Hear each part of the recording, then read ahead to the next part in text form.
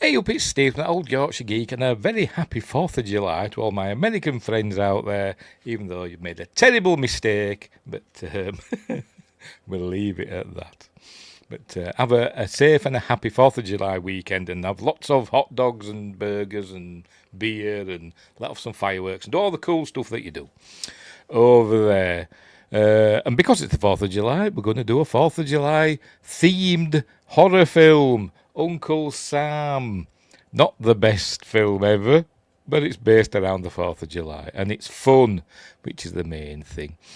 Wingray says, what's all this then?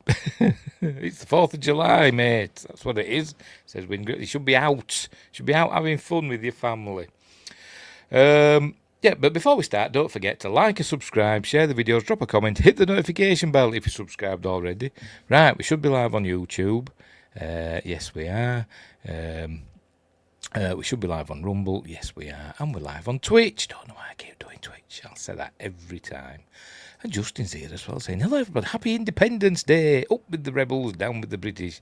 The British are coming. The red coats are coming. I should have put a red coat on. I haven't got a red coat. No, I haven't. No. I've got a Star Trek t-shirt, a red one. But that don't fit me anymore. But anyway. Right. Uncle Sam from 1996. Oh, I haven't finished, have I? Do all that other stuff.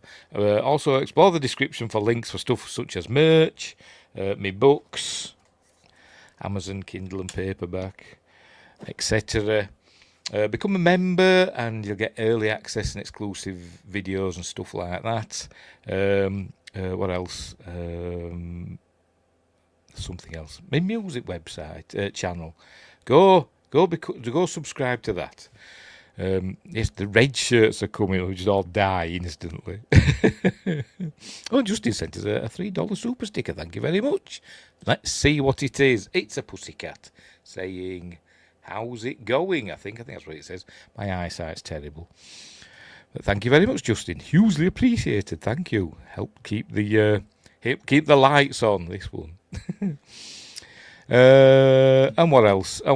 Description for links like my social medias and all that other stuff. Right. And super chats and super thanks and super stickers. Hugely appreciated. Thank you, Justin. Right, so Uncle Sam from 1996. I think it's 96. Yes, it is. It didn't figure in my top 5 films of 1996 a couple of weeks ago. Or it last week, whenever it was. It didn't figure. Or was it this week? I can't remember. It didn't figure because it's not that good, but it is fun. But it's one of those films that's so rubbish. It's actually fun to watch.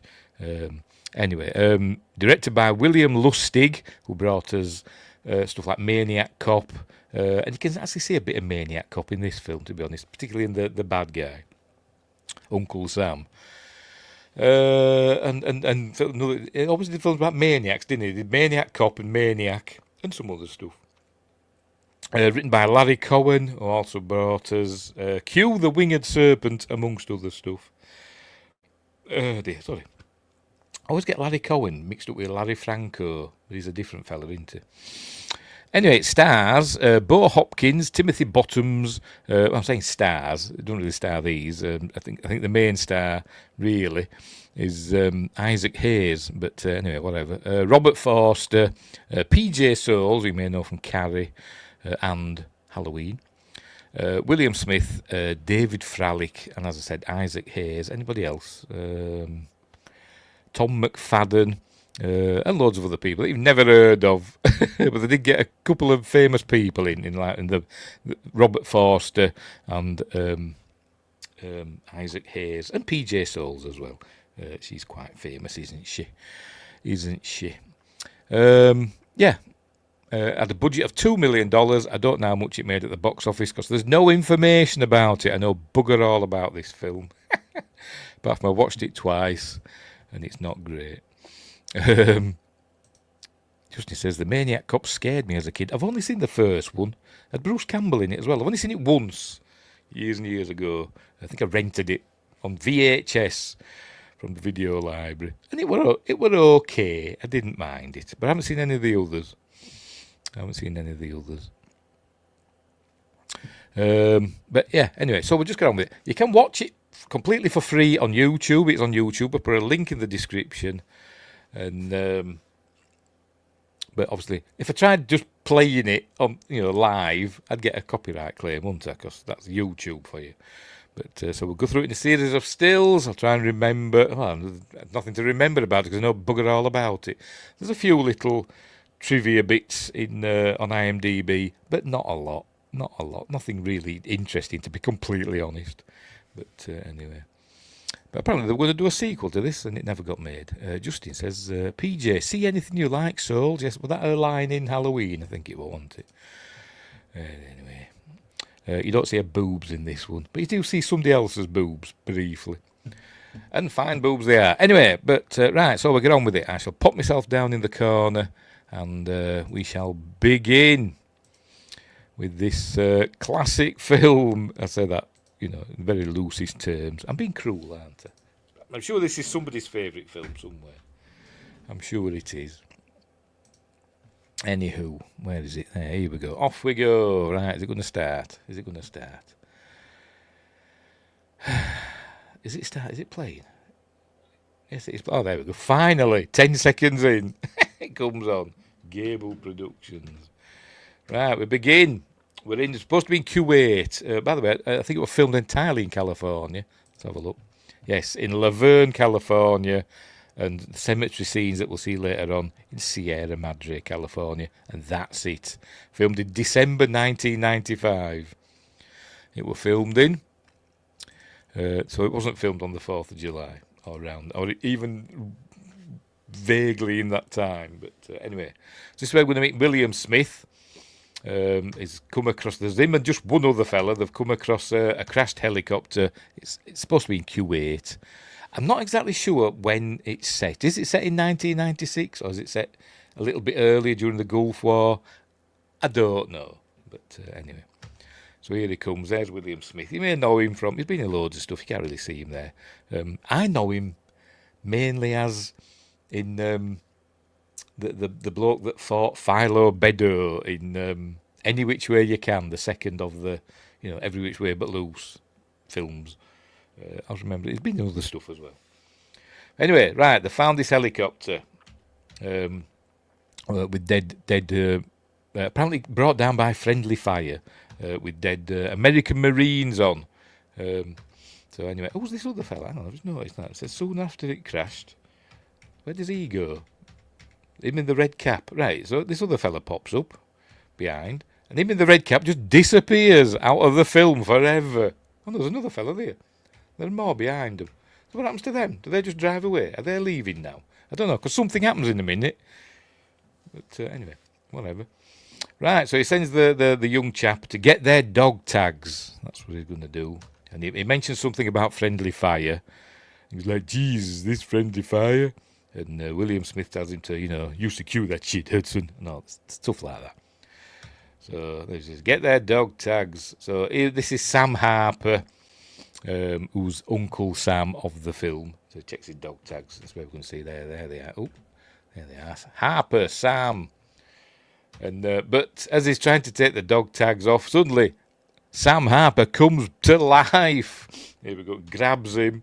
There you go. And twists his neck round. Hang on, let's have it. We've got to see it, haven't we? There we go. And then mutters. Are the subtitles working, by the way? Are they on? Yes, I've got the subtitles.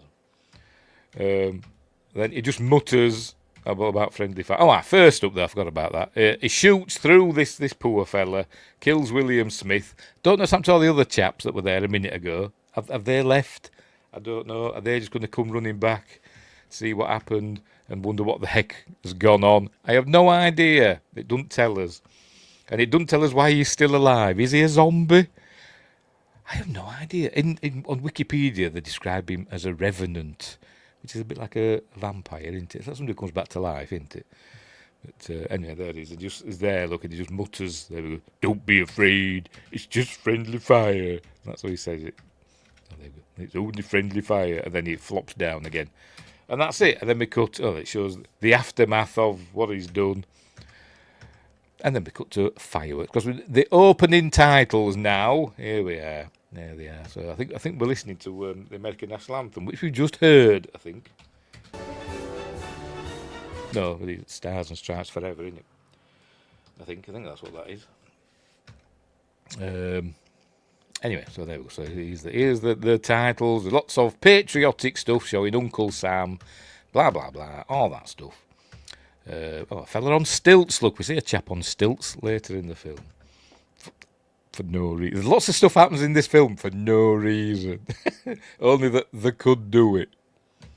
Anyway, there you go. Written by Larry Cohen.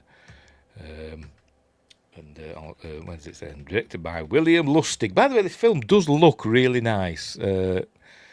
It's a rubbish film. The script and the stories make no sense whatsoever, but it actually looks really nice. It's really well shot and some great contrast and all that stuff.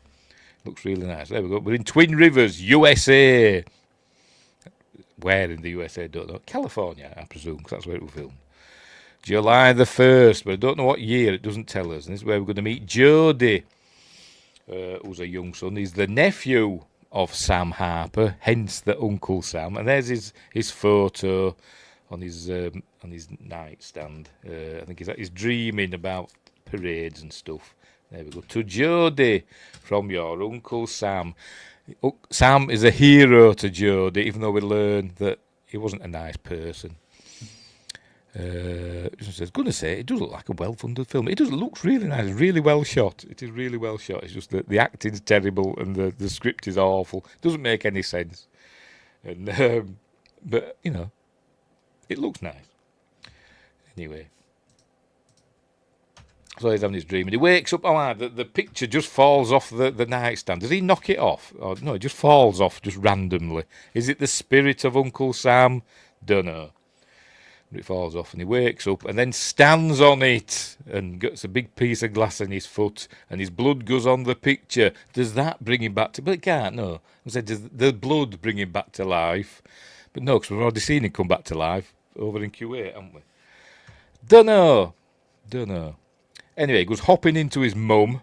She knocks on the door. Mum, I've hurt myself. So he comes. I don't know what time it is. Do we see a clock? Oh, it's 4:10 in the morning, I'm presuming.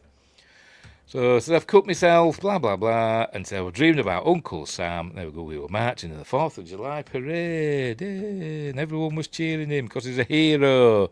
And Sam is her brother.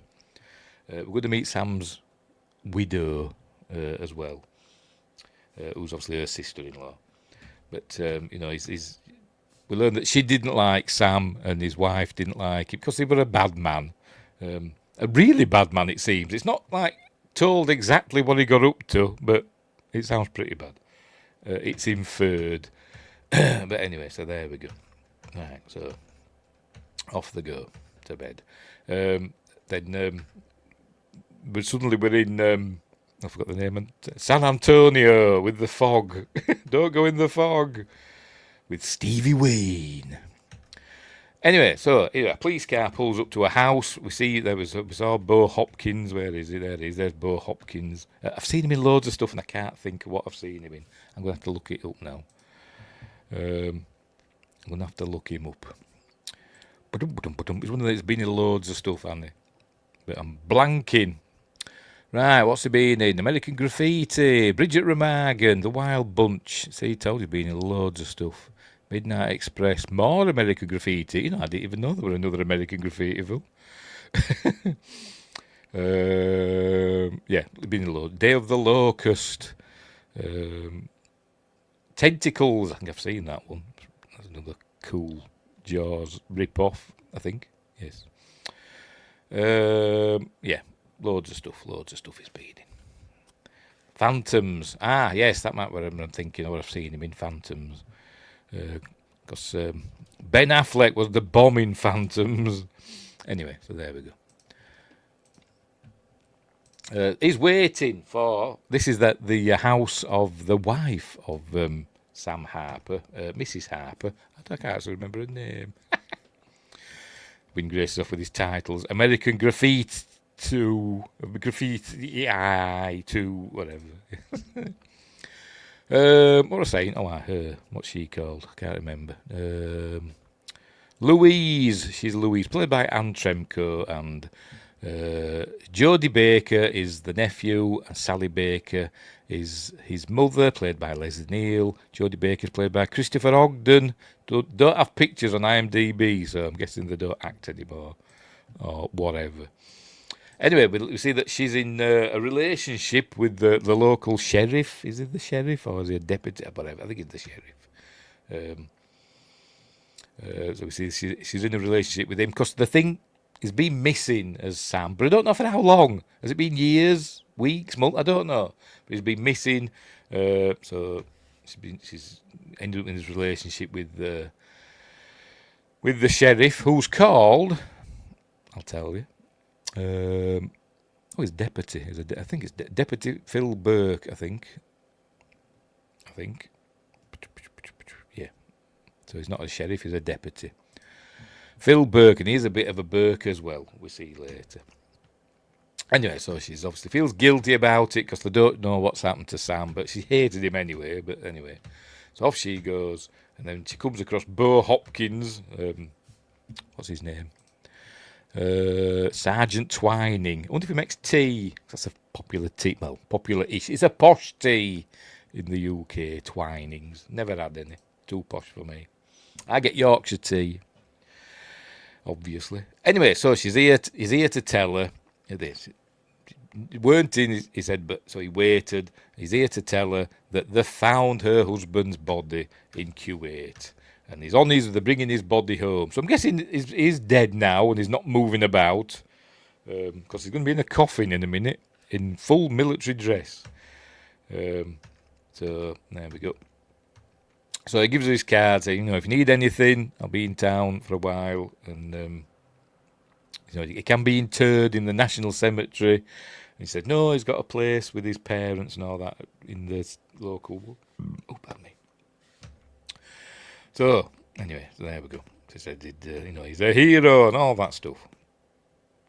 Died in the line of duty. So she goes in the house, and I think we hear her crying. She just gets all upset, and then we cut to what's this? I can't remember this bit now. What's this bit? All right, we're with Isaac Hayes now. Justin says, I like iced tea. Well, you're American, aren't you? You're American. Yep. I've never had iced tea or anything like that. I've always had hot cup of British. They usually call it British breakfast tea, don't they? With milk and sometimes with a bit of honey. I don't have sugar in tea, but with a bit of milk. Anyway, so we're going to meet Isaac Hayes now. We see there Sarge from Real Balls if you ever need them. Sam, the Sarge played by Isaac Hayes is like a veteran of, I'm not sure which war, Korea, Vietnam, I'm not sure, but it talks about fighting Hitler and stuff like that, Mussolini. I thought he's not old enough for that. Anyway, whatever. So we're going to see him here. He's getting ready for the 4th of July parade. We learn his uniform doesn't fit him anymore, and he does a little monologue about, death and losing friends and sending young men out there to die, and it goes on. But, nothing at all. And then we cut to Jodie reading a comic. Has he bought this or has he made it himself? I don't know, but it's a war comic. I'm thinking it's supposed to be one he's bought. Just a grenade. Yeah, it could have been grenades as well, yes. Well, the story about grenade. What was it now? What to do with the film? What was it? It might have been on Red Letter Media. On a video, the latest video they've got out, and they were talking about some fella that were doing a film in Grenada. Just happened to be at the time of the invasion, when the American troops invaded Grenada. So he just filmed all the helicopters and tanks and stuff arriving and used it in his film. But I can't remember what film it was. Some cheap film. Anyway, Justin says, we like coffee over here. Through the other in the harbour. Ha, big party. Yeah, in Boston. Dear. Anyway, right, so where were we? Right, so here's Louise, isn't it? Louise. Is she staying? I'm not sure what's going on here in this house. I've got my geography all the wrong. I don't know what's going on. So is she staying with? I forgot her sister's name already. Sister-in-law. Is it Sally? Yeah. Is she staying with Sally, or is Sally staying with her? I don't know what's going on. But she's there saying I'm taking the day off. I thought she had her own house. I'm confused. Anyway, so Jodie's off to school. She's telling her, they've told me that he's coming home. His body's coming home. His Sam. And anyway, they're talking about. She always expected him just to come home and all starting all over again. So I'm guessing he used to beat her or stuff like that, physically abuse her. There's also a suggestion later that there might have been something else going on, if you know what I mean. You've got SA, you've got to say, haven't you, this day and age. Just joke, that's all in the past. Yes, you'll soon be asking to be let back into the British Empire. When we get that up and running again. Anyway, right, so they're talking about how he were horrible and all that stuff. Jodie's listening. Remember, Sam were a big hero to him, so he doesn't like listening. He doesn't like hearing that. And we learn that he's got an ammo tin under his bed that's got stuff in it. They're going to show us. Oh, not in a minute. It's going to show us in a minute. Because he takes it to school for his show and tell, whatever they call it. And talking about his uncle Sam. They go telling that he died in friendly fire and all that stuff. And he gets his tin out and shows his medals. There you go. He got a Purple Heart and all that. And we learned that his teacher avoided the draft. I think he went to another country or something. As he's saying there, some people left the country for a while because they didn't agree with going to war. Hang on. Justin says, you wouldn't take us back. Ottoman Empire. Behave. Anywho, where were we? So we learned that, he didn't go and fight in Vietnam. And then he says, my Uncle Sam said people like you were cowards. And he says, well, everyone's entitled to their opinion. And he goes, I didn't say that I thought that. Smarmy little shit he is. Anyway, right, so... No, and then he just talks to himself in the middle of the class. Just like Sam did. I'm going to join the army just like Sam did. And I'll do everything the president tells me to do, because he knows best, just saying it in the class to himself. Nobody saying, oh, look, Jodie's talking to himself. The crazy MFer. Anyway, right, here comes Sam. They're bringing him back in his coffin. Here we are. Jodie comes back from school. There's Sergeant Twining. Jodie tries to open up the coffin because, he's a morbid little shit. I don't like him. It's kids. I don't like kids. So he's telling me it's sealed. It's not really sealed. It's just clipped shut. But anyway. But he keeps trying to have a look inside. Anyway, right, so there he goes. He's telling her again that, if they need anything, he's here for it. And he strokes her hand because we're gonna have a weird scene with him in a bit. Anyway, there he's still trying to get into the coffin. He says, "Stop trying to get in this coffin." By the way, this house looks really familiar. These windows and stuff look really familiar. I'm sure I've seen them in another film, but I don't know what. But I'm sure I have. Anyway. Right, so all right, there's Sam in the coffin, in his uniform, but his hands are not looking very well, are they? Did he look like that when they put him in the in the uniform? I don't know. Anyway, right, we cut to his motel room or wherever he's staying. Looks like a bed and breakfast, doesn't it, more than a motel room? But anyway, and he's on the phone to I don't know who, and he's telling whoever's on the other end of the phone, don't know who it is, that he's going to try and get off with Louise or the sister who's hot too, and he's saying he's volunteered to do this stuff because he gets his way into these grieving families, and gets his sexual desires off because he's a weirdo. Anyway, so there we go. So we learn that he's not a nice person. Justin says, a lot of my family in the military. The house reminds me of the Halloween 4 house. Maybe so. Might be that one. It does look familiar, like these windows or these glass things. It could be. Anyway. So there it is in the coffin. Oh, right. So now, we're with Sally now, aren't we? I get them mixed up, Sally and Louise. So with Sally now, Sam's sister. She's got her boyfriend here. By the way, I don't know what's happened to her husband. Jodie's dad. He's left. He's either left or died. I think he's left. It doesn't really make that clear either. This film doesn't make a lot of things clear, but I think he's left. Pardon me. Because of what Sam did to Sally, his sister. Her husband, it says like it drove a wedge between Sally and her husband. I don't really know, but that's what they say. They don't go into detail. So anyway, she's now in a relationship with this chap who is some sort of lawyer. I don't know his name. I have no idea. I'm trying to look now. Ralph. I have no idea. I don't know. Maybe she says his name and we'll see it in the subtitles. Fingers crossed. Anyway, whatever. So they're getting ready for dinner. Jodie comes down. We learn that he's a lawyer and he's like, he helps people with their taxes, so they don't have to pay as much tax. And Jodie thinks that's wrong and all that stuff. But people said people should pay their taxes, and he's saying, well, I've found legal ways for people to get round that sort of thing. It is Ralph. There we go, Ralph. Does he have another name? No, it's just Ralph, played by Tim Grimm. Cool name. Anyway, he's very good at his job. Anyway, but Jodie doesn't like him. There he goes, says, I'm finished. And so off he goes.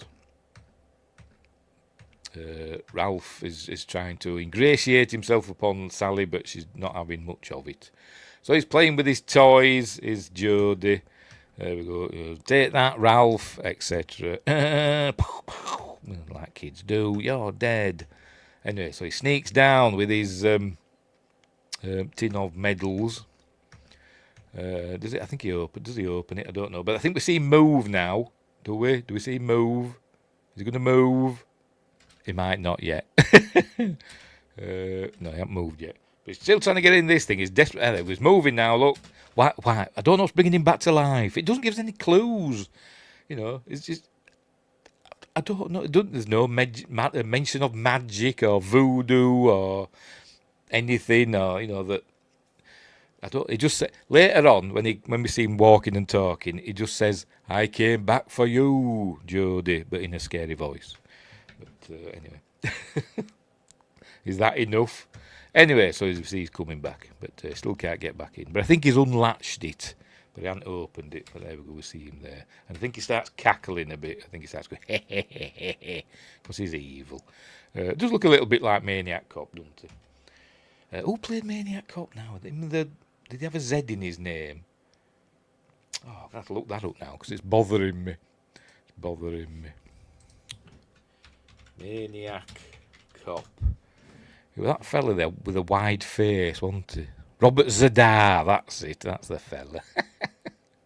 Had loads of plastic surgery, didn't he? Anyway, is it Red Skull? Anyway, so they're cackling away in his coffin. Right, so now they're having some sort of service thing, they're getting ready for the funeral. So friends are coming round, they're having a wake. So there's... why do I keep blanking on his bloody name? I'm useless. Isaac Hayes, there's it. Jed is his name. Jed Crowley. So he's arrived. And she says, Sam always thought the world of you. He loved listening to your stories. So he says, I guess I've got some apologising to do. Because he's a proud American and proud of his service to his country, but he's not proud of all the killing and stuff. But anyway, so I think he and Jed go out and have a little chat outside. Jed's got a wooden leg, a prosthetic leg, so he tells them all about that. And then he says, does Jodie, that I don't know whether I'm going to join the Army, Air Force or Marines. And he flies off the handle, does Jed. But that's after the talk about phantom limb syndrome. Anyway, there we go, says that you better get your idea out of your head right now, boy. You know, you don't want to go over there doing all that killing and all that stuff, blah, blah, blah. But somebody's got to be soldiers, yeah, but not you. Anyway, so there we go. Oh, and he's talking about how he filled Sam's head full of tales of glory when he should have been telling him about, all the blood and guts of it all. Anyway, so that's that.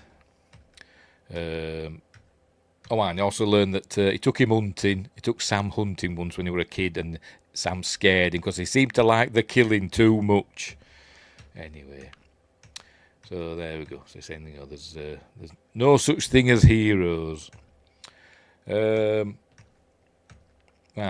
And Jodie comes in and starts shouting at people for no particular reason. They get sent to his room.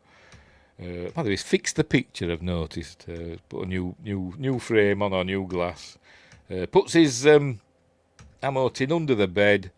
It does look really familiar, this house. That door design as well. It looks really familiar. Anyway, right, July the 4th now. 3 days have passed. Midnight. Dong, dong. There he is. He's going to come to life now. Is he? His eyes going to open. Well, his eyes were open before. No, they're not. Right, we see some hooligans in the local cemetery burning the American flag and waving it around, and also spray painting graffiti on the gravestones. We see this. There's an open grave waiting for Sam. He's got a cross there with his name on it. But there you go. Ready for him to be interred. They're obviously desecrating the area, but now he's gonna. There we go. He knows. Maybe that's brought him back to life. I don't know. But he rises from his coffin and get a bit of POV. He goes to get his medals, and for some reason, he pins his medals on his bare flesh, not on his uniform. I'm not entirely sure why. And we don't see him again. I don't know why they're doing this, but that's what he does. Look, he gets his purple art out, pins that on his bare, burned flesh. Remember in that helicopter crash or something, presumably he's burned. And then he goes, has a look at his sister, and then buggers off. Right, so now we're with, I don't know her name. I don't know. I'll tell you in a minute.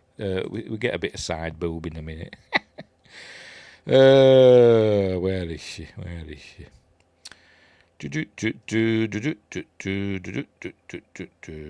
have no idea. Trying to find a name.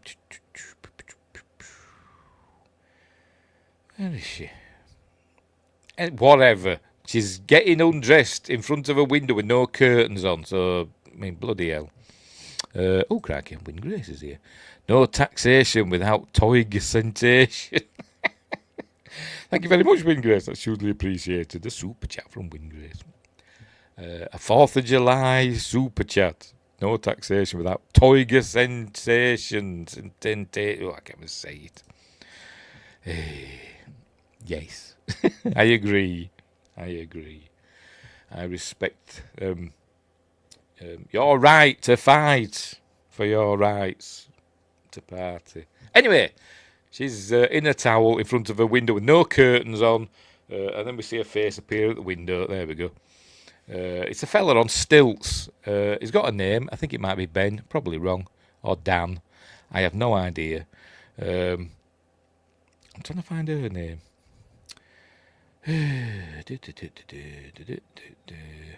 She's in the thingy. Madison Leora, the blonde woman in the towel, only agreed to do a brief nude scene, I'll have to be quick, if she got to keep one of the Uncle Sam masks after the film production was finished. So she didn't cost much, did she? Madison Leora. Right, so where the hell's her name in the cast list? Is she uncredited? She's uncredited, 'cause I can't see her name there. How bizarre. But she got her... hang on. Yeah, but she got her mask with full payment. Anyway, so he's watching her. This isn't Uncle Sam, by the way. I know he's dressed as Uncle Sam, but no, he's watching through her window, through the window. She's got no peripheral vision, it seems, and no shame because she's no curtains up. And there we go. He's on his stilts, and she takes off her towel, and he. So we see a bit of bum. Oh, hang on. There we go. Be a bit quick. She's a super freak. Yes, she is. Anyway, so he nearly falls over. He goes, ah. Can hear him heavy breathing. And then she sees him, and then we get some ace acting. Okay, careful. That was close, wasn't it? That was it. That was your nudity. Because then she suddenly comes to the window. Remember this ace acting, this cost him a mask.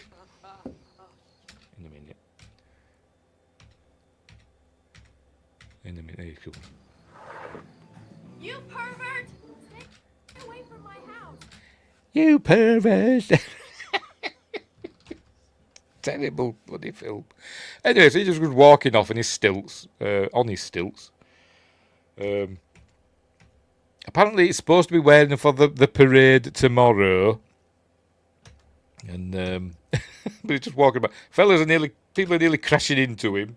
Hey, what the hell are you doing? And he's just stumbling off into the park. But then suddenly, he realises he's being followed by Uncle Sam. He says, "What are you following me for?" There comes Uncle Sam. Uncle Sam's somehow managed to get a pair of shears. He must have been to the shed or something. I don't know. He's just got them. And he's following whatever he's called, Dan. Whatever, I don't know. And he falls over because he bangs he walks into a tree branch like that and then falls over. Thought he's fine, but not for long. He falls over and he can't get back up now because of his stilts. I've noticed they've got shoes on. There's still supposed to have shoes on the bottom. I thought they're supposed to be. I don't know. I don't know anything about stilts. Anyway, here comes Sam. And he says, "Hope you got an eyeful." And he takes the mask off and then kills him. Kills him. We don't see him kill him, but we just see him scream. And then we see him cutting up the uniform, the Uncle Sam uniform. So he's also a seamstress as well, because he's going to be wearing that for the rest of the film. With his bloody shears. So are these scissors or are these the gardening shears he was just using? I don't know. But the cutting through the cloth, fine. I don't think my garden shears would. Anyway, meanwhile, I think this is the same lot of hooligans we saw earlier, I think. I'm not entirely sure. There could be. Throwing beer cans into the open grave. And he says, they're going. Two of the others are going. And he says, "I'll catch up with you," because he's off for a wee or whatever. And there we go. And then Uncle Sam arrives, now dressed as Uncle Sam, complete with mask. And he's got the spray cans, they were spraying graffiti, which is red, white, and blue. Coincidentally, so he sprays it with the spray. The can does red, white, and blue in order, and then for somebody that makes him fall into the grave. Fade to black, and then when he comes to, there you go. He's got the spray paint in his face, and we see he's got an injured leg. He's going to show us. All these bits. There we go. Bit of his leg is hanging out, so he can't get out of the grave. He's trapped in. So Sam just buries him, and it's never mentioned again. I mean, when are they supposed to be burying him? I don't know, but I don't think anybody comes up and says, "Why is this grave for Sam Harper filled up and his coffin's at the family home?" Nobody notices. Nobody notices a hand sticking up out of the grave as well. Carrie style. Anyway. So the others are coming around to look for him. So he's going to get hanged. Sorry, not hung. Sorry, Wingrace. There you go. Grabs him with that the cable from the flagpole. There he goes. He's running him up the flagpole. So he gets throttled. There we go. Is that the same flagpole? Is that a different one? Don't know. We're back at the school now. They're getting ready for the parade now. And this kid's playing George Washington, and he ain't got his hatchet. Remember, he chopped down the cherry tree with or whatever. He ain't got it. And says it must be still inside. Thanks, Patrick Stewart. You'd think he'd have known, wouldn't you, Patrick Stewart? Shows he's an idiot, doesn't he? Bloody thespian, my ass. Anyway, so he's got his little hatchet. Says, it must be in the classroom. I'll go get it. So off he goes. He carries on drinking his soda, or whatever it is. So he goes looking into the class. Them kids aren't very good at doing American flags, are they? We say, come on, kids, you can do better than that. Christ. I mean, whatever. Anyway, so he's looking for that hatchet. He says, where is that hatchet? And then we pan, and we see Sam's got it. Da, da, da. I think this is Ralph. Ralph is playing Abraham Lincoln. Getting ready to set off on the parade. Sarge Jed is firing a cannon. There we are. I think Jodie's grounded, by the way, because of his outburst at the wake. He's being grounded. He's not allowed to go to the parade. So he's in his room sulking. He says, if I can't go to the parade, I will look at my Uncle Sam's medals. So he's going to get the medals out from under the bed.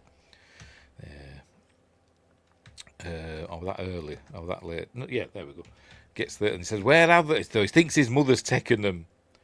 So anyway, he's going to go to the parade anyway. Wingrace says, in your research, did you find any other 4th of July horror films? One or two, not that many to be honest. I can't think of any off the top of my head. This may have been the first one that I came across, but there were one or two others, but I'm blanking now. Anyway, right. So there we go. Nice shots, by the way. I'm presuming this is a real parade. I don't know. Is it a parade they put on for the film? It does have that kind of way they've shot it, as though that they just found a real 4th of July parade and filmed it. I don't know, but anyway, right. So here comes PJ Souls. Here she is. There's PJ Souls. She plays Mrs. Cronin. I think it's Cronin. Yes, Madge Cronin. The husband is Mac, I think. Yeah, and their son Barry, who was, we learn, is hurt. He was injured at some point, I don't know when, by a firework. So he's now blind and he's got burns. Although it seems like he can see, so maybe he's not quite blind. I'll copyright Independence Slay if it isn't a thing. You do that. I bet the asylum's done it. No, probably not. Anyway, so she's like wanting to, we'll take him and we'll show them that, show them that they can't harm our son. Because apparently some kids or whatever must have thrown a firework at him and it went off in his face, burnt his face, now he's blind and in a wheelchair. So she's bitter about it and he's not. He's more reasonable. But anyway, and then we see this people doing fun things, blah, blah, blah. Jodie goes up to Ralph and says, you can come, I can come visit you or whatever, and we can talk, and I can read to you or listen to CDs, etc. I wasn't there the day that you got hurt. So there we go. So we learn that they're friends. And they're going to be friends for the rest of the film. Because it's super important now, for some reason, is Ralph. And we're about halfway through. Yeah, we're over halfway through. Anyway. Right, so everybody's having a good time. Now somebody's going to sing the national anthem. God knows why they've picked this kid. The national anthem, sung by young Jesse Colbert. Why they picked him, I don't know. Because he just, makes a mockery of it. And so they boot him off. I will in a minute. He starts off all right, and then he goes all stupid.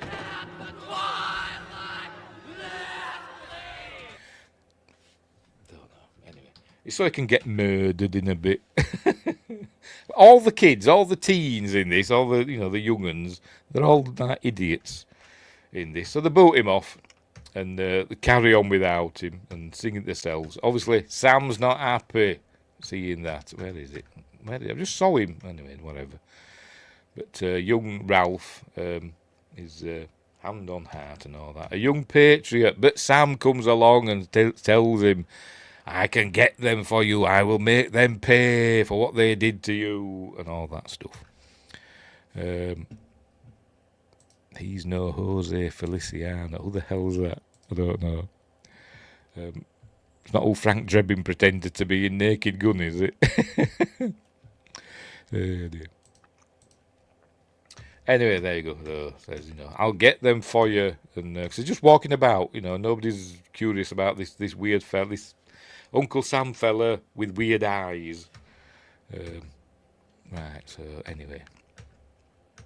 They was telling me, he just went away. Who was that in the Uncle Sam? He just went away. Right, here comes Robert Forster, plays a congressman who's bent as a 5-bob note. No, that would have been a better joke, though. Oh, right, okay. Anyway, right, so Jed's talking about the politicians being all, evil and wicked, and also has gone about that kid that just spoiled the rendition of the national anthem. But Ralph, is it Ralph? I've forgotten now. We've got 2 Ralphs. Where are we? No, Ralph is her boyfriend, isn't it? Barry is the kid. I keep calling him Ralph Fox. I'm stupid. He's Ralph. Barry is the kid with the burnt face. Justin's given us another super sticker. Another $1.49 super sticker. Cool. Let's see what it is. It's popcorn. Yay. Thank you very much, Justin. Amazing. What we're saying. Yes, he's saying, he shouldn't have butchered the national anthem like that. Although most people do, don't they? I've only ever heard one person sing, on TV and that, sing the national anthem, the American national anthem properly, to my taste. And that person is, me and names when I start this bloody camera. Never mind, it'll come to me. I forgot a bloody name now. I'm going to have to look it up now.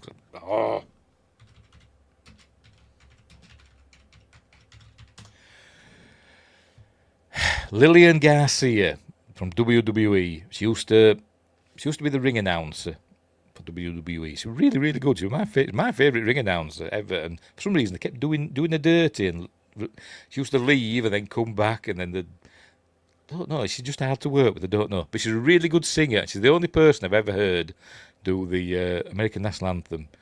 Really, really good. Whitney Houston. I can imagine Whitney Houston doing it best as well. Anyway, I forgot what I was talking about now. Yes. And Ralph is saying, it's a rubbish song anyway. So obviously he's not very patriotic. And he says, come on, Jed, you sing it. Nobody knows all the words.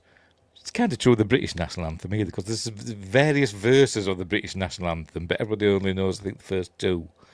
But I couldn't tell you what they are like. I don't know. I couldn't give a monkeys. But anyway, there's Sam just walks up to Jed and just stares at him with his terrifying yellow eyes, and he doesn't say anything. He just watches him walk off. Anyway, this young woman, she's on the barbecue. Look, she's cooking ribs. There we go. And she's got a big cleaver that she's chopping the ribs up with. There we go. She's going into them. They look nice, them though, don't they? I must admit, I wouldn't mind one of them.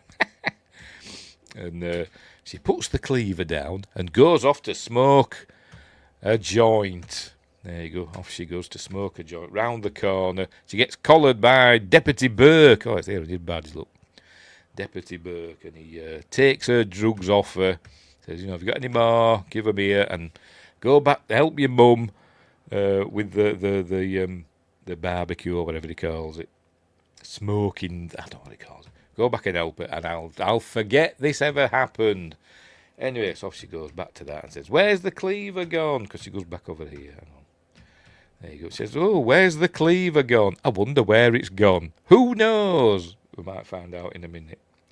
Anyway, they're going to have a sack race. This is the longest sack race I've ever seen. Every sack race I've ever done, admittedly, I've only ever done one.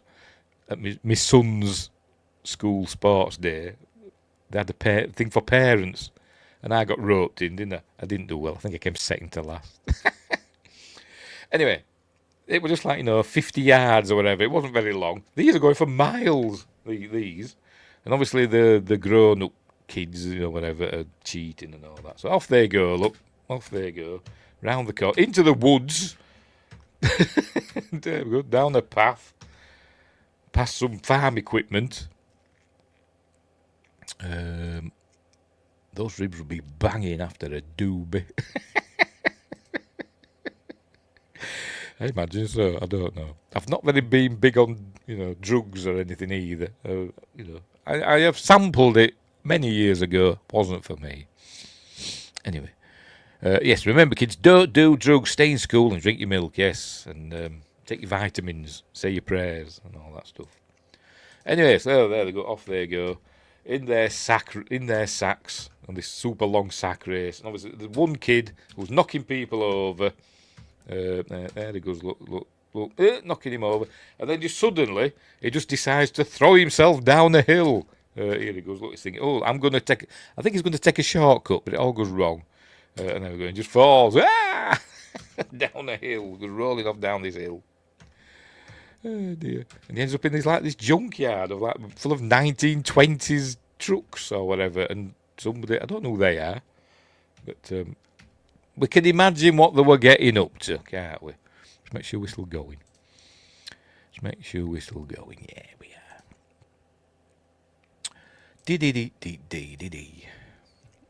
It's a sack marathon, it is, isn't it? It's going on for ages. Anyway, so he comes running round, and then he sees in this orange grove. So it proves it's California, I suppose, doesn't it? Or it could be Florida at a push, I think. Whatever. And he sees Sam. There we go. Sees Uncle Sam there. I think he's got his meat cleaver in his hand. But he had one early. Oh no. Have we missed what's happened to the teacher? Have I missed that bit out? Might have done. We'll have to go back now and see if we've missed out what happened to the teacher. Just bear with me. Oh dear. I don't know where it was. Was there a way to put a marker? What time are we on? Oh, exactly an hour. Right, I'm going to have to go back. Because I think I've missed out a bit. So we've done that bit. Oh, bit of bum. The teacher. Where is he? Have we missed it? Because somebody says, where's the teacher? Where is he? What got my finger up for? Don't know. Maybe it's later then. Because somebody says, where's Mr. What's-his-face? And then we see he's got the axe, the little axe that George Washington was supposed to have. Oh, pardon me. So I'm burping. I tell you, a bloody thing. Where the hell is it then? Where the hell is it? Right. Dealing with them. Where's that hatchet? Oh, there we go. He's got a hatchet to the face. So a nice bit of gore at last, finally. So he's killed the teacher and left the hatchet there. Didn't take it with him. He died of a combination of tuberculosis and a tomahawk to the head. Yes, he did. So there we go. Right, where were we? That's what happened to the teacher. Does he leave him there? I don't know. But anyway, he's off rolling down the hill. Right, so there we go. Comes across Uncle Sam in the orchard. We learn now that he can teleport. Because he just goes on a bit further. He says, oh, nice costume. Can you help me? I'm lost. And he hops on a bit further. And there's Uncle Sam there again. So he's teleported. And he goes, oh, who are you? And then he goes on a bit further. And then Uncle Sam's there again. So he can teleport. Yes, he's got a splitting headache. He's going to have even more of one now. He's going to get his head chopped off. Is this bugger? Oops, hang on. Sorry. There we go. Now, you notice now, he's holding him by the scruff of the neck, or the top of his sack, or whatever. For God's sake, I pressed the wrong button. Splitting headache, yes. So he's going to swing his axe. There we go. And now suddenly, bit of gore again. Why's there all this blood on the top of his head? Has he scalped him as well as chopped his head off? Anyway, chopped the head off that kid. There we go. Bit of gore. Bit of gore. For the dads. And there's Uncle Sam again, but a different one this time. Anyway, Louise Harper is with Deputy Burke, and he's wanting them to hold hands, and he says everybody knows we're seeing each other. There's nothing wrong with it, but she's saying no, it feels funny because of Sam. I thought, anyway, whatever. But all right, and then we see there we go. There's Sam. Sam's watching. All right, because there you go. He's saying, nobody cares that we're seeing each other. But then we see Sam's in the background. Remember, she's his wife, watching him, I presume listening as well. But he's saying nobody cares. But obviously Sam cares. Anyway, so he goes watching. But then he decides to just go and do some shooting. There we go. He's on the shooting thing, target thing. And he says, okay, you should be a sniper the way you shoot. And then he just turns away. He should get a job working at the post office. He just turns away, does the fella. And then Sam just takes the gun. Just rips the chain off and takes the gun. There you go. And just walks off. And the fella doesn't say anything. Obviously, he doesn't notice. Anyway, so now we're gonna catch up. This is with Sally. She's gonna go catch up with Ralph, who's playing Abraham Lincoln, and he's sitting up on this chair, but we see he's been shot through the head, presumably by Uncle Sam, with that rifle he's just stolen. Did he put it back? I don't know. It doesn't explain it. But, because nobody says, he's being killed with one of the rifles from the shooting range. Nobody says that. But she's saying, are you coming? You're going to sit there all day? And then we see that he's dead. And now the police are here, and the ambulance and all that, and she's been all sad, obviously. We didn't hear a shot, he says, because of all the loud music. And but the TV crews are starting to arrive, and so Congressman Cummings, or whatever he's called, Robert Forster, his aide, sees it as a press opportunity.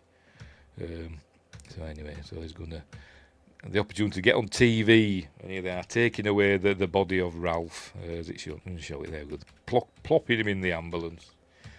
As Sam watches on. Oh God, bloody hell. Anyway, right. So they're in. They're a bit earlier on as well. Some more great acting. I've got to do it, but. Because Jodie says something. What does he say? Why would try to hurt anybody? It's the acting. Listen to the acting. He was so harmless. I know why. He was a crook. Jody, just be quiet. Jodie, just be quiet. You're not even supposed to be here. Bloody great acting, isn't it? Anyway, right, so for some reason they've gone up into this barn, their loft or whatever, hay loft, that's what it is. For some reason they're up there. Why? Don't know, they just are. Jodie, Sally and Louise, they're just all up there in this hay loft with all this equipment that I don't think ever gets used. But, well, that's the plan, I don't know, but they're there. And he's saying, if my Uncle Sam were here, he'd have nailed that killer. And all that stuff. This is such a 90s film. Says, yes, it is. Or you could say it's an 80s film. It's 80s or 90s. It has an 80s feel to me. It has kind of a 90s gloss, but an 80s script, if you know what I mean. But they're saying, your Uncle Sam wasn't a hero. And he was too a hero. I said, no, he wasn't. And we learned that he used to abuse his sister and his wife, and it's suggested, physical abuse and other abuse. That's what we learn. They tell him, but I don't know if he believes them or not. But anyway. So that was like, things I couldn't even tell Mum and Dad that he used to do to us. I'm guessing that's why, essay. But, all right. And then she says, hang on, where is it? I was so happy when he left and got married that somebody else would be the victim, just right in front of his wife. And she's like, just text it. But you've said enough. Anyway, so that's it. So he wasn't a hero, and it would always fighting people and all that stuff. It was just a nasty piece of work. It has that early 80s slasher, yes it does. But that's it, with a bit of 90s gloss. Anyway, right, so what's happening? I think he's just come in now and said, they've found another body without a head. So I'm guessing this is the sack race kid, I'm guessing. I don't know. I think they found another body. And it's got one with the head cut off, and she's going to find it. Is that him? Is that the sack race kid? I don't know. Is it the same head from earlier? Anyway, it's in the on the barbecue. So she screams, obviously. Like that. Oh dear. Right, so anyway, the band's in full swing. I think another fireworks soon. Anyway, the Congressman Cummings is going to come, but we find that Congressman Cummings is being strapped to the fireworks display. There he is. He's got all fireworks in his mouth and fastened to him and all that stuff. He's tied down. And Uncle Sam has taken control of the firework controls. So he's going to set off, there we go, he's going to set off all the fireworks. I'm guessing he's killed, this is the fella that's supposed to be doing it. I'm guessing he's killed him. Didn't show it.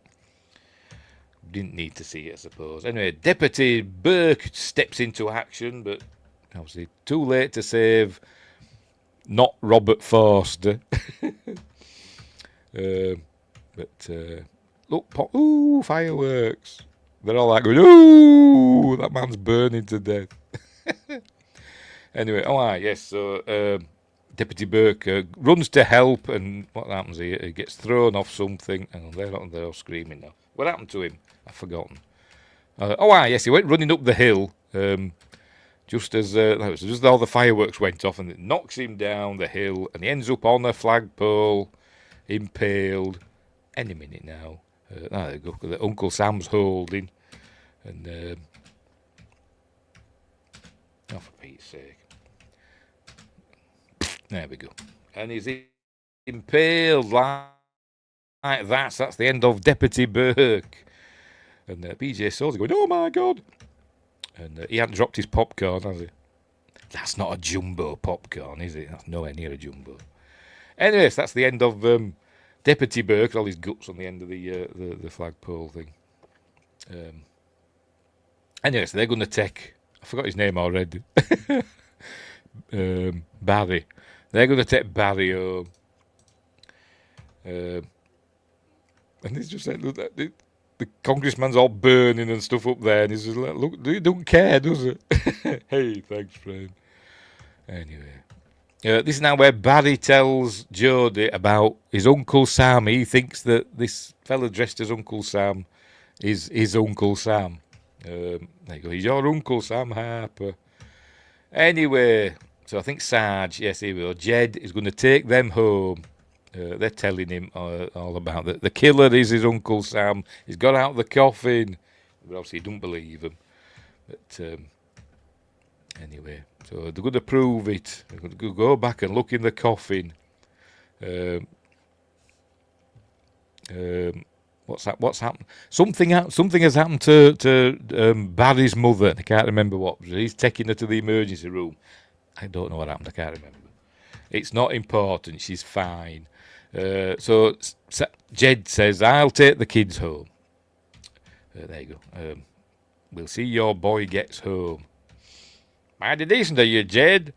Anyway, so there they go. They go to the Harper house, or is it Sally's house? I don't know. I'm not sure. But anyway, off they go. They just leave Barry outside.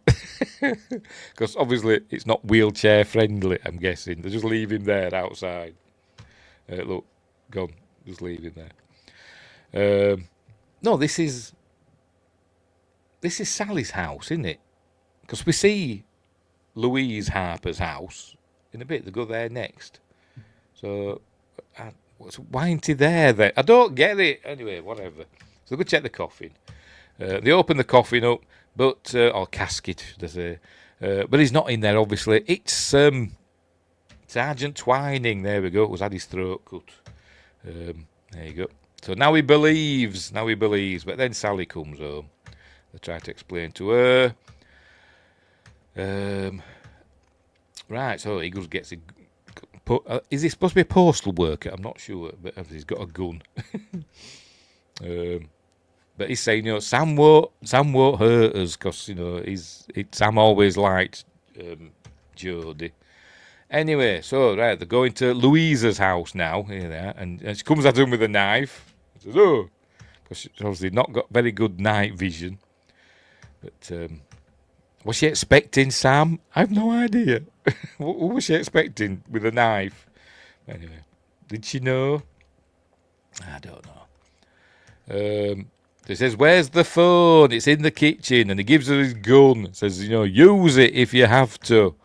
And then he gets on the phone and he dials the oldest phone in the world. I know it's supposed to be in the 90s, or it is the 90s, but she's had that phone. Has that phone been in the family for 50 years? I don't know, but anyway.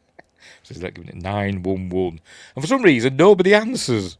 I don't know how, your emergency phone thing works in America, but the emergency, they're supposed to answer straight away, aren't they? But nobody answers. It's just ringing and saying, come on, pick up the phone.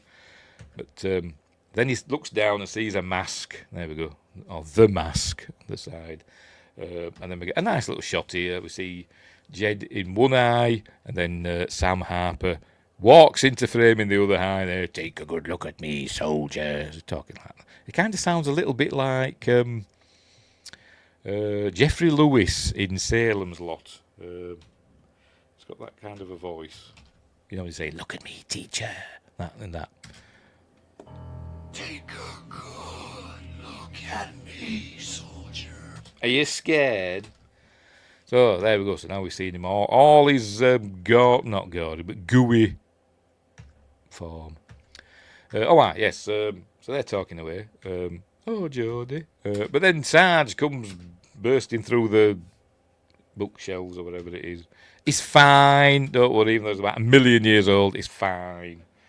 And here comes, there we go. Here comes Sam, my poor grieving wife. So she unloads the revolver into him. Do you still love me? And she just shoots him. But can't kill him because Jed tells us. Great dialogue. That son of a bitch won't die. That son of a bitch won't die. And it's not going to say something else after it, but it doesn't, does it? Anyway. So it says to Jodie. Or does he send it to her? I don't know. I think it's talking to Jodie, I think. No, I think it's talking to Jodie now, because the others have gone. I came back for you. I wanted to be... Jodie says to me, I wanted to be like you. He says, well, you'd have to be dead first. Are you volunteering? So is he going to kill Jodie now? But Sarge, Jed, is going to get that cannon. So he gets that cannon, hooks it up to the back of his truck, and then, hang on, does it show it? Then drives off with it, but leaving the cannonballs there. So has he got some in the back of his truck? I don't know. But off he goes with it anyway. So, he's trying to rationalise why he's doing all this stuff, the killing people and all that. So they're the same people that left me to die in the desert, blah, blah, blah. I will have my revenge, etc. Oh, pardon me. Meanwhile, Barry's there, still in his... They've just been there all the time, just leaving him outside with the brake on. And can he see? I don't know. I don't know if he can see or not. But... he calls into Jodie. There he... So Jodie's going to lure him outside. So he says, come on then. So Sarge fires the blooming cannon at him. There we go. Boom. Apparently, a bit of trivia. I think it is in this. Is it in this? Where is it? Yeah. Prior to the filming the end of the movie, because we're nearly there now, Uncle Sam is shot by a cannon. The filmmakers didn't notify local homeowners of the large explosion they were going to be setting off at 2 a.m. When the explosion was set off, many concerned neighbours called local police, and the explosion could be heard throughout the city. As a result, the city of Laverne decided to reject all future requests for movies to be filmed in Laverne. So there you go. Anyway, so it blows up the house, but they haven't blown up Sam, but I think he's on fire. Anyway, so he comes out of the flames. Can he see that? I don't know, but maybe he can. But here comes Sam out of the flames. Here he comes. Good burn stunt. So he's quickly reloading the cannon. He must have brought some cannonballs with him, maybe. So anyway, here comes a good burn gag. Is that what they call it? I don't know. There we go. He's getting ready. Does another one. See, he's coming to get Jodie. Look. And Jodie's like going, oh, I'm really scared. And he doesn't look bothered at all, does he? He's just looking. Look scared, young actor. Anyway, reaches out, and then the cannon goes off, and there we go, sends him flying back into the house, and then he must be an explosive revenant, because the rest of the house blows up as well. So did they blow a house up? I don't know. I mean, it looked like a bit, compared to the other house, the Sally, what's her face, Sally Baker, whatever, his sister, her house.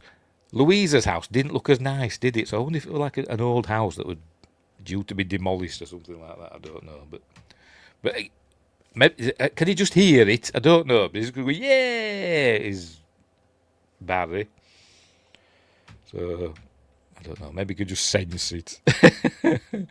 So anyway, and that's the end of Uncle Sam Harper. And you go, oh yeah, we saved, yeah. And then we cut to, I think there's a dissolve from the flames licking the sky.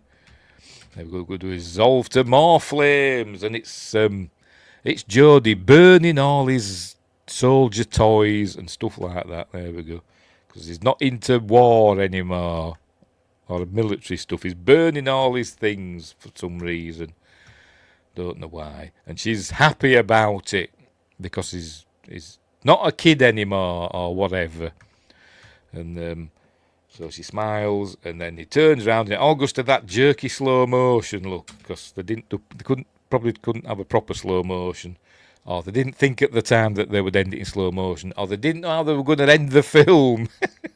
It's got one of those enigmatic endings. It goes to slow motion, and his mouth curls into a little smile like that, and then it ends. So does this still mean that he's going to become evil like Uncle Sam? I have no idea. Or does it just mean it's over and I'm happy? God knows. What does it say on Wikipedia about it? No, that's it. That doesn't matter. Next day, Sally is happy that Jodie no longer looks up to Sam anymore. She watches as Jodie burns all of his war-themed toys after learning the truth about Sam, and that's it. That's it.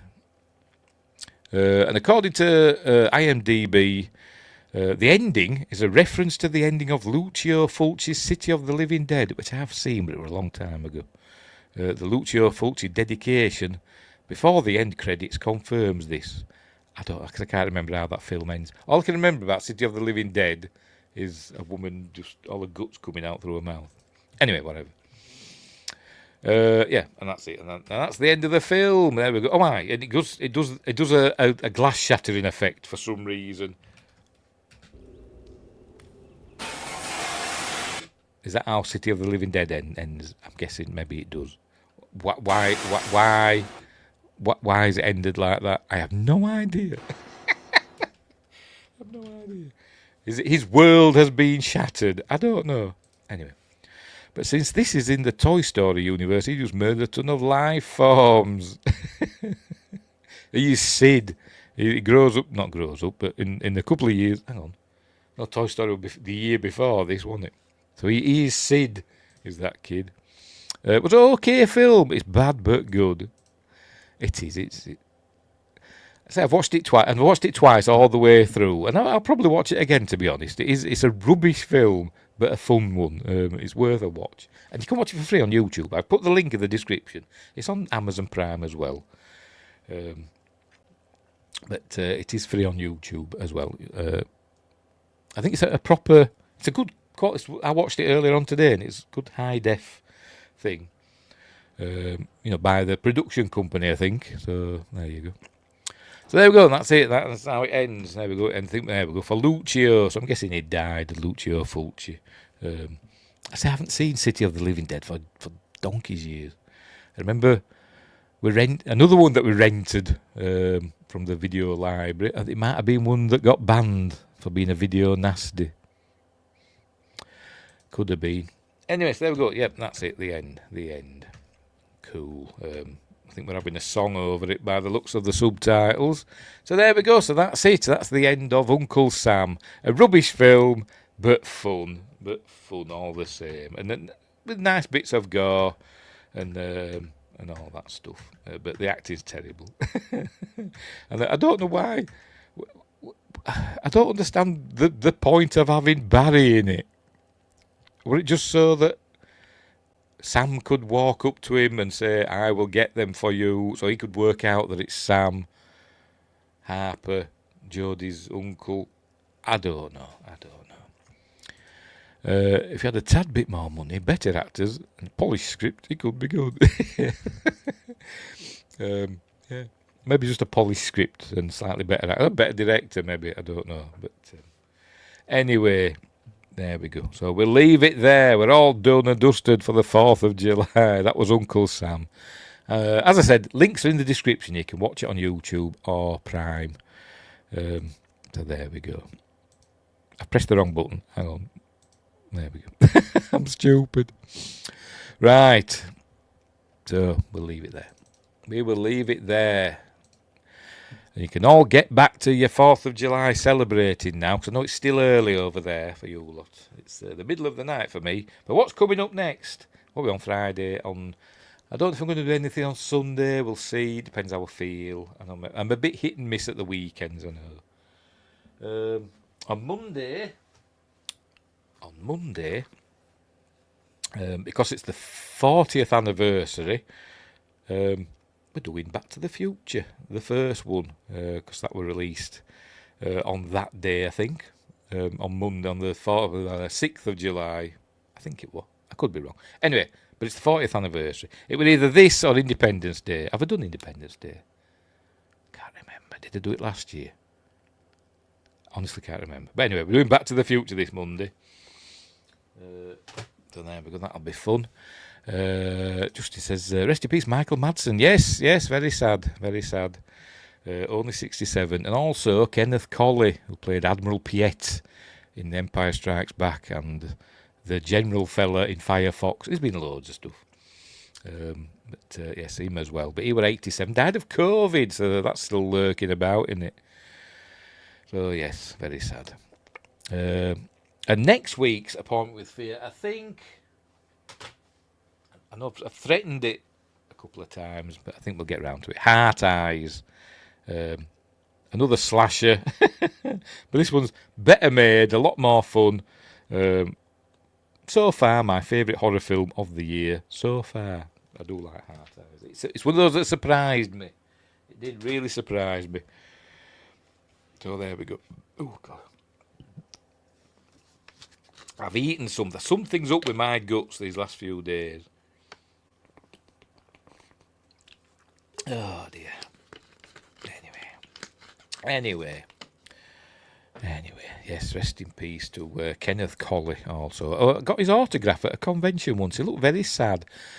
It was, there was nobody at his table, and he were only charging a tenner, £10 for his autograph.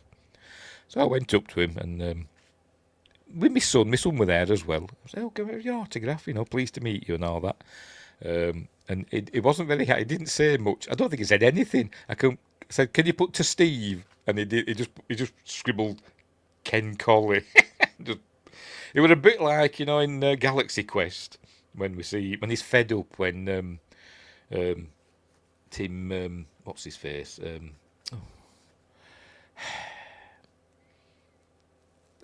Me and names.